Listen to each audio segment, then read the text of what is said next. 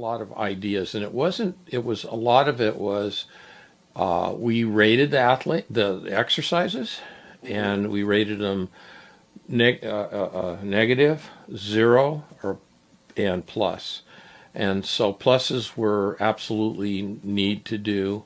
Zeros were nice to do toward need to do, and negative, you put them in the toolbox down there, file them away, something like that.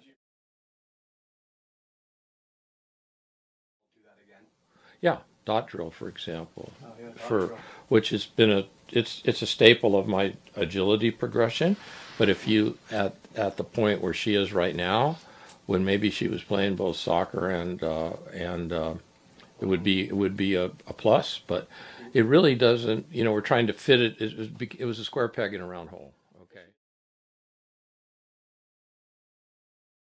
One of the things that was reinforced during the 2 weeks that Ellyse was here, and it goes back, oh gosh, 40 years, where with one of my decathletes, and I've always said this as a principal, and I set this up with some collegiate teams in soccer, and also we did it with the Canadian national team, was more frequent, shorter workouts and high quality. High quality, that's the key word. Remember, quality is a measure of perfect. So we really zoomed in. We didn't have, I mean, excluding warm up, there was usually two or three. Sometimes you saw when we were doing the bowling, it was everything leading to that bowling session, to first bowling session, in a month for her, and working on certain things. So, more sessions is the way to go. Now you can get a lot done. 4 15-minute sessions,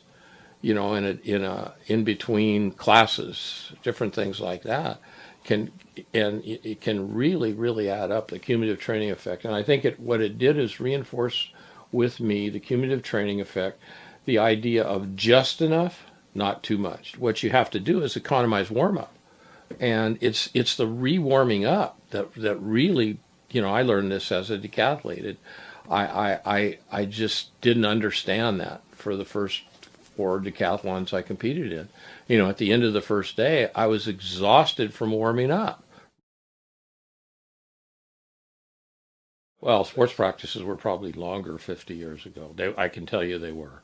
I mean, having experienced that and also coached some of that, I would call them sort of urban myths about, well, if you go over an hour, you're decreasing testosterone production, and I don't. To my knowledge, there's not really good research to prove that. It is just facilities and logistics. Everybody says to me, well, why do you swim at 5 in the morning? Because that's when you can get the pool, or why do you do this on this day? Because that's the only day I have the full track. So I have to put it, and these are the practical things, honestly, that these younger coaches just don't get.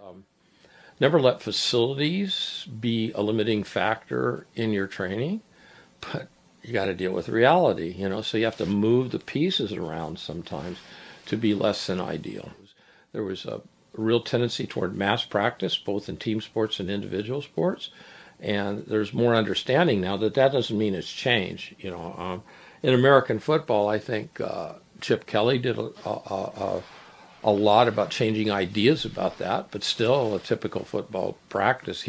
I just saw something yesterday where he educates his assistant coaches about their position meetings. Like if you go over 20 minutes, you've already 10 minutes past what you're gonna be able to accomplish. So his thing was more teaching on the field, more short burst. Eddie Jones in rugby, again, he, through trial and error, through experience, through talking to a lot of experts, his practices are very sharp, intense, high quality, and adios, more game like, too.